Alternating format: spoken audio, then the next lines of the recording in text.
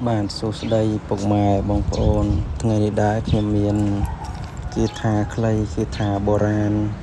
kia thà khmaiរបស់យើងខ្មែរបុរាណហើយអក្សរក៏អក្សររបស់ខ្មែរដែរមិនថា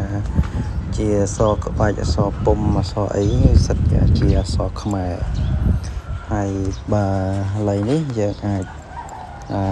ចានៅក្នុងកថាពាក្យធ្វើជាខ្សែកេះដើម្បីពាក្យរោស៊ីលក់ដូរអីហ្នឹងវារត់ដូរដាច់អញ្ចឹងណាពុកម៉ែបងប្អូនហើយក្នុងគេថានេះពុកម៉ែបងប្អូនអាចសូត្រក៏បានធ្វើជាខ្សែចង្កេះចាគេថានឹងទៅក្នុង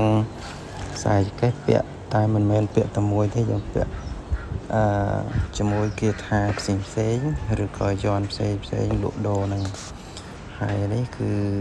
ខ្ញុំសូត្រឲ្យពុកម៉ែបងប្អូនខាងស្ដាប់ចូលលីពូលីម៉ាលីសូលី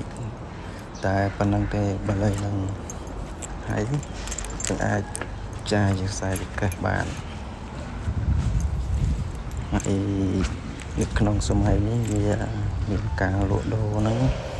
វាថយចុះដោយសារសេដ្ឋកិច្ចពិភពលោកសេដ្ឋកិច្ចសកលធ្វើឲ្យបាត់ចំណូលធ្វើឲ្យមានបញ្ហារឿងលុយកាក់ហ្នឹងផងដែរចឹងហើយខ្ញុំក៏បើកក្នុងសភៅឃើញក៏ចេះតែធ្វើវីដេអូខ្លីៗចែកជូនពុកម៉ែបងប្អូនហ្នឹងបានទស្សនាហើយនឹងសរសេរចាដើម្បីសក់ខ្មែរយើងហ្នឹងបានល្បីបានគង់វង្សមិនឲ្យបាត់បង់ទៅណាកុំឲ្យអក្សរខ្មែរយើងបានបងប្អូនបំភ្លេចអញ្ចឹងហ្នឹងហើយជាចុងក្រោយក៏សូមជម្រាបលាជួបគ្នានៅឱកាសក្រោយទៀតបាទសូមអរគុណ